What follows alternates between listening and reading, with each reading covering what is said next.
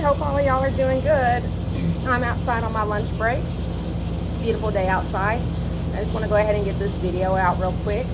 Looks like a lot of my friends and people on Facebook that follow me suffer with the depression and the anxiety as well as I do, and I think it's something that we need to talk about more often.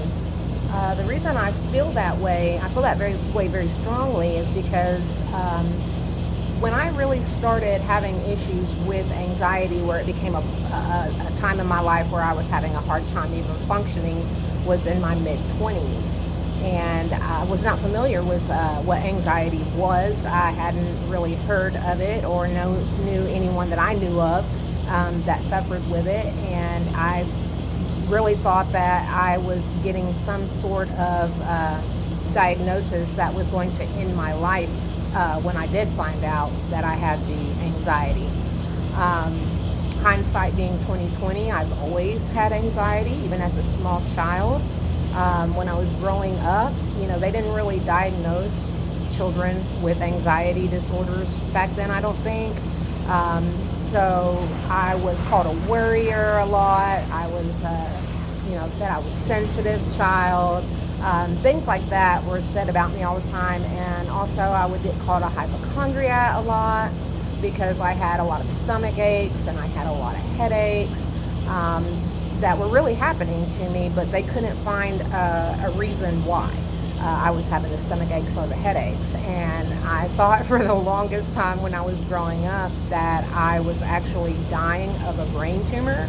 And this was actually before I should have even known what a brain tumor was or that it was deadly. But I was convinced that I was dying of a brain tumor when I was a kid.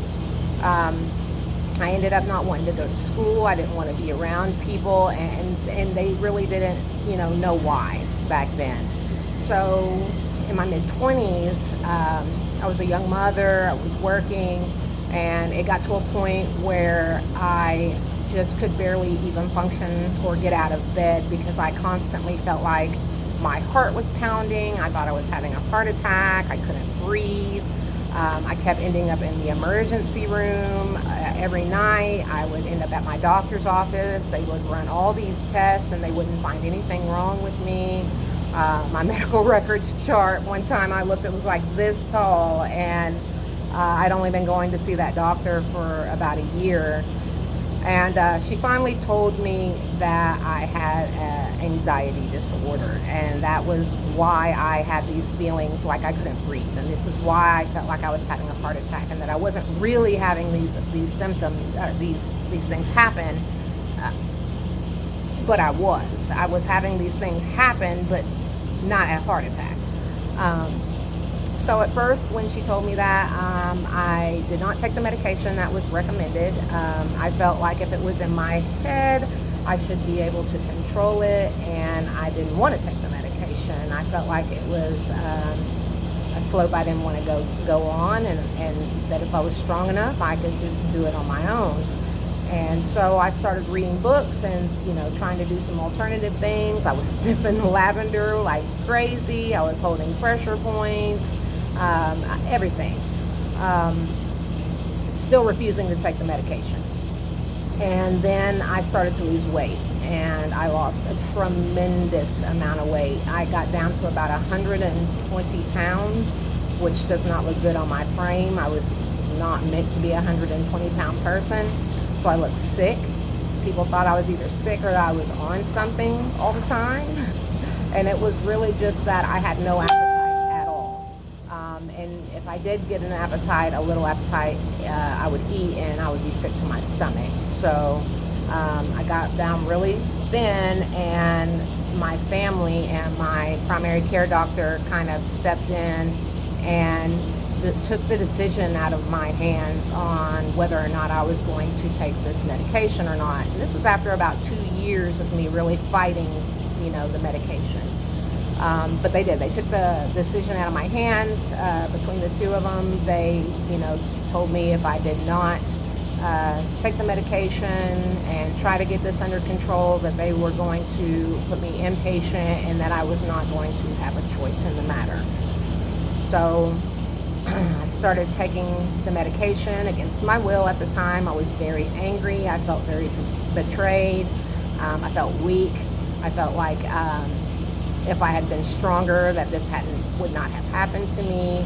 And I really feared that I would not have a good life. I was afraid that once I started down this path that it would just get worse and that I would end up in like a mental institution somewhere, because I didn't know anybody who was living with anxiety at the time, or that talked about living with anxiety at the time, that was a successful, person that could still take care of their family and function. So that's why I feel like it's very important that we talk about this more often, because it would have been very comforting to know that, this is just something that some people go through, but you can still live a good life and you can still be successful and raise a family and be happy. There are, with anxiety, there's goods and there's bads. I mean, believe it or not, there are goods. One of the things that I could say is a good example is I never did try street drugs growing up, and it wasn't because I had some awesome willpower or that peer pressure didn't bother me. It was just because I was simply too scared to try it. I was afraid I would be that one in a million that my heart would stop, so I just wouldn't do it. But then I also missed out on a lot of things too. There were certain activities as a kid that I didn't partake in, like going to Six Flags or going and being on a boat with my friends, because I always felt like the worst was going to happen. So I missed out on a lot of things growing up as well, and I'm doing a lot of catch up now that I'm getting older. I think it's important that everybody knows that you can come to a point in your life with the right medications and the right doctors and therapy and understanding what's happening to you, that you can have a good life. And here I am in my 30s, and I'm going to go to Six Flags this summer, and I'm going to ride the biggest roller coaster there. That's not something I ever thought I would be able to do. I now can get up out of bed and leave town and not be so afraid to leave that something bad is going to happen while I'm gone.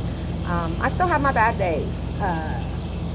Like this morning was not a real good morning. I didn't sleep real good last night. I had a lot of chest pains in the middle of the night. And even though I know in my head that it's anxiety, it is an illness. And it is something that I still have to struggle with, even taking the medication.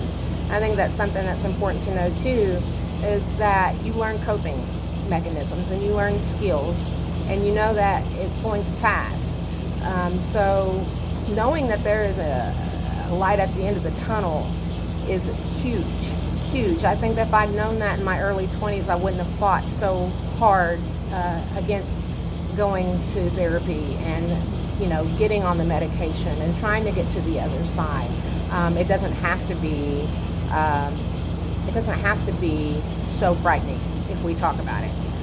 So I think it is important that we talk to our friends, talk to our loved ones, make it to where it's not so stigmatized. There shouldn't be a stigma attached to it. It's no different than if my pancreas stopped working and I needed to take insulin because I was diabetic. It's the exact same thing. And I think that sometimes because you can't see it on an x-ray, or you can't draw blood and see it on labs, that people don't think that it's a real thing. But it is a real thing, and a lot of people live with it every day, and a lot of people are successful in living with it. So I hope anybody out there that is dealing with this right now, maybe it's kind of brand new to you, maybe you're in that stage where you feel like you're going crazy. I hope that this video kind of resonates with you, and maybe you can take something from it. The thing I would want to close with is to know that you're not alone. And my inbox is always open if you need anything. I'm going to get back to work. I had a good time talking to you guys today. Hit me in the comments if you have any other questions or if there's anything I didn't hit on. Bye.